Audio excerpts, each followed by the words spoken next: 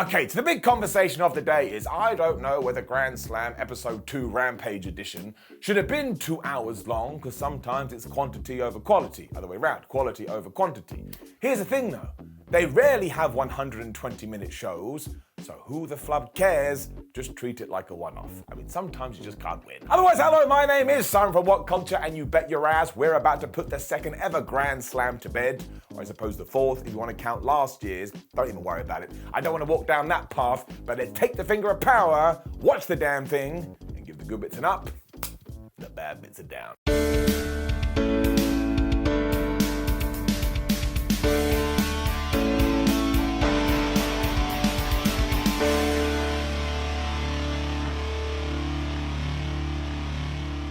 Sting and Darby Allin versus the House of Black was our first match, and I swear, all these guys always bring the fun, and that makes me warm and fuzzy in my tum-tum. Sting and Darby Allin even attacked Buddy Matthews and Brody King during their entrance, so they weren't mucking around. And so much was happening here so soon, I mean, even Julia Hart was climbing on people's backs. Darby was also being thrown in the ring, out of the ring, at one point even hit an Avalanche Code Red onto Brody, and I was like, where the hell did that come from? And we were only about 3 minutes in here, but it was just go, go, go, go, go. I mean, it was like they had been told, if there's any downtime in this match, I will blow up the world, which, by the way, should be the plot of the third Speed movie. And despite the fact that he is over 60 years old, Sting then got pushed through 2 tables. And landing looked absolutely devastating.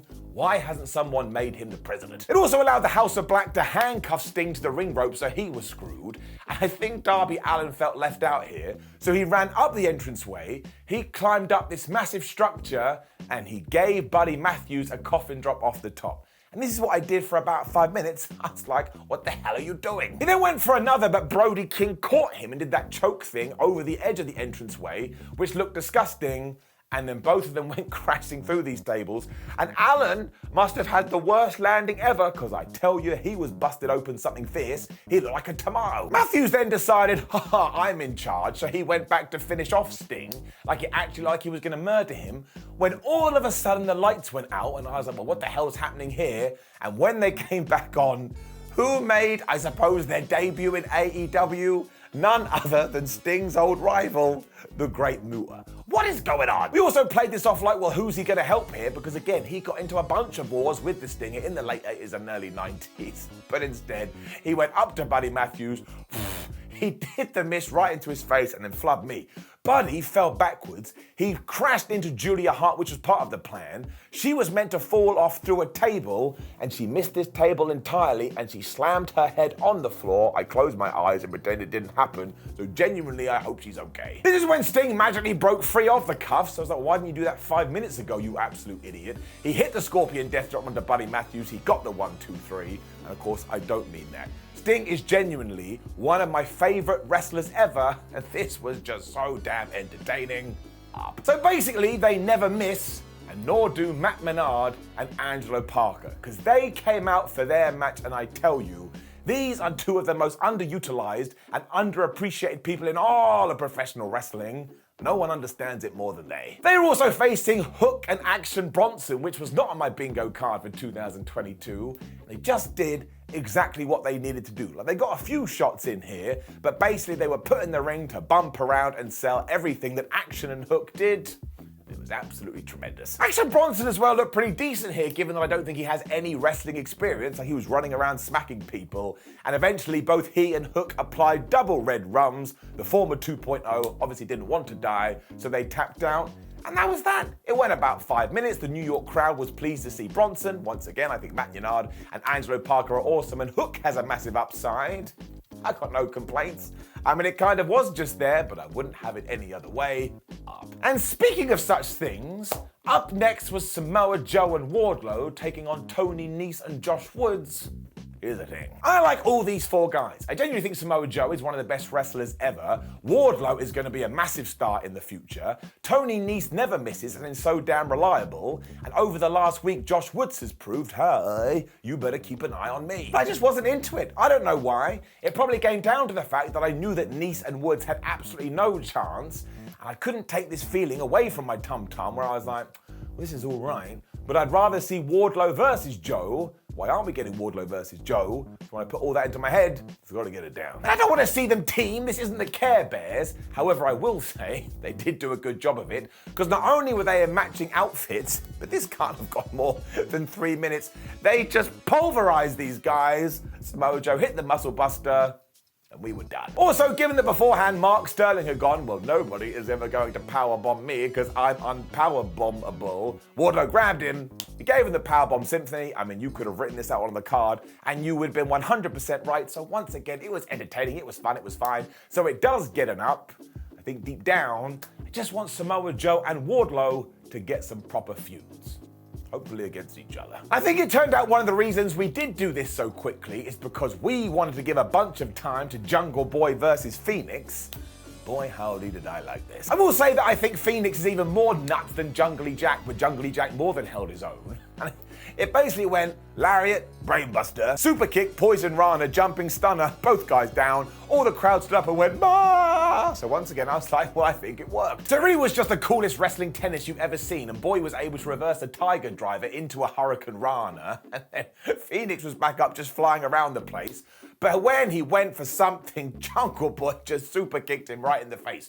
And between this episode of Rampage and SmackDown, this move was just happening all the time. Fenix then decided he was going to run down the entranceway and do this springboard flip thing back into the ring. And when he does this stuff, I just look at him with pure rage because I don't get it. But Jungle also had an answer. Well, I'm just going to give you some powerbomb. We also had this moment where Fenix wanted to hit the Three Amigos, but Jungle Boy turned that into a sit-out DVD. And that's the point I started doing this, fist pumping, because I thought this was good. It was still go, go, go, go, go. So eventually Fenix hit this absolutely absurd frog splash. I mean, it was picture perfect. And when he went to finish off Jungle Boy with the Fire Thunder Driver, Jungle knew what to do. He hit the most devastating move in all sports entertainment surprise roll-up, and he got the uno, dos, tres. Now, I do think this finish is creeping its way back into wrestling a little bit too much, so maybe a counter is going to return. But this was just two young dudes proving that they've got all the moxie to make it to the top. I can't wait to see what they do over the next few years. Getting it up. It was very, very fun. Of course, they shook hands afterwards, but instantly we got shenanigans because Christian Cage walked out and he had his arm in his sling because he just had surgery. And this was basically to call Jungle Boy an asshole and distract him so Luchasaurus could also return and kill him. So obviously it's going to be a while before we can do Christian versus Jungle, but I will take the dinosaur versus the boy from the jungle. I mean, that just writes itself. Had a quick interview with the Jericho Appreciation Society after this, and basically they were all going crazy and they're going to celebrate on Dynamite. And Daniel Garcia was like, hey, and he tried to talk, but Jericho wouldn't let him. And poor Daniel Garcia, man. This was like a dad who was just absolutely done with his kids. If they don't shut up, he's turning it around and they're all going home. And then amazingly, AEW kind of addressed all the nonsense finishes that's been going on recently. I mean, who saw that coming? Because we did mention this on Dynamite, and once more I said I'd keep my eye on it, and thank goodness I did do that, because it was Eddie Kingston versus Sammy Guevara, and of course they just beat each other up, they kicked each other's ass, and beforehand Sam had gone, "You ain't nothing but a big fat piece of shit." So clearly he got the permission that time. If you know, you know, and if you don't worry about it. Tony Mello was also casting distraction the whole time, like this was her first ever turn-based battle and she needed to increase her MP. But basically, eventually Eddie Kingston was able to lock on the stretch plum, Sammy Guevara tapped out, all the fans went absolutely nuts because we love Eddie Kingston.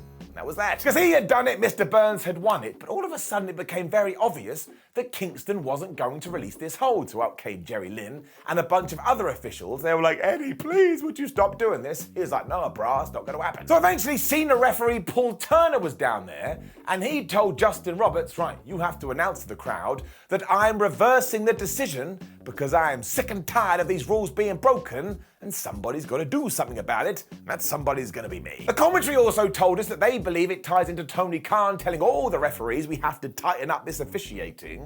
So surely this is going to tie into the product going forward. If it doesn't, oh my gosh, this was a terrible idea because people are going to get mad. But I really like this because it felt totally different and it addressed problems that certain people had with the product. So you just got to give it a round of applause. And now I'm so intrigued to see how this does tie in. Plus, seriously, the match was great. It's always great. Eddie Kingston and Sammy Guevara are great. Jade Cargill versus Diamante for the TBS title was after this, and it really was a match of two halves. Because when it came to the fighting, I thought it was pretty good, and when it came to everything else, Well, I just don't think it was for me. And look, not every single thing of wrestling should be for me. I'm just one bald idiot. But sometimes that's still the case. Because once again, we went all Goldberg here. Couldn't have gone more than 2.5 minutes. And after Diamante got her stuff in, Cargill just engaged beast mode, and she absolutely wrecked her. She finished her off with the Jaded 1, 2, 3. And I do think we have to get to the point where Jade's like, man, I'm beating everyone. I should be the AEW Women's Champion too. But once again, we did it 20 years ago. Why can't we do it now? If you get it right, it never fails. So that part is getting it up. But afterwards, Trina, who had come out with Diamante, did get in the ring. And she just slapped Diamante and then parted down with Jay. And this one didn't make any sense to me. Again, it's just not for me, but it did go over my head, and I can only judge things based on myself because I am me. Oh, I'm starting to feel a bit wobbly. That part's getting it down. And then Hangman Page became Willy Wonka. Excellent. Well, what I mean by that is that he won the Golden Ticket Battle Royal, so now he gets to go to the Chocolate Factory. And it also means that on an upcoming TV show known as Dynamite, we're going to get Jon Moxley versus Hangman Adam Page.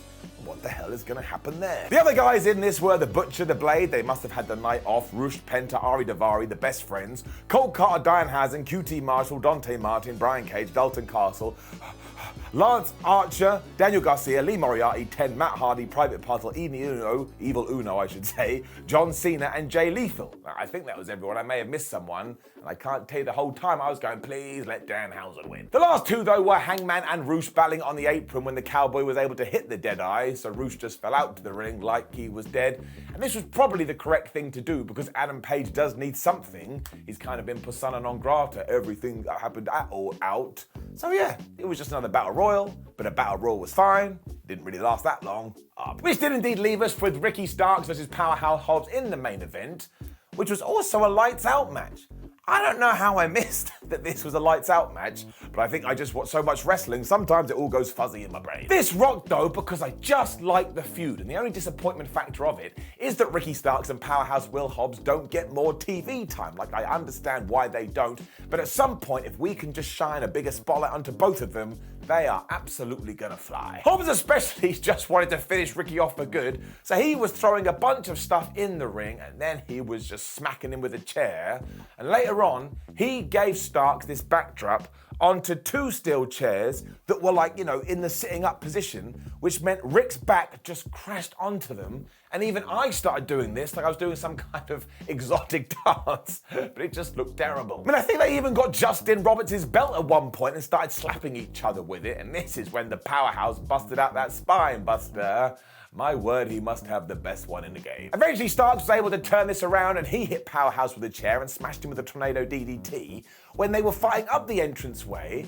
And because Will Hobbs is the Powerhouse, he went down one of the tunnels and he ripped off one of the lighting tubes. And I was like, what the flub is that guy doing?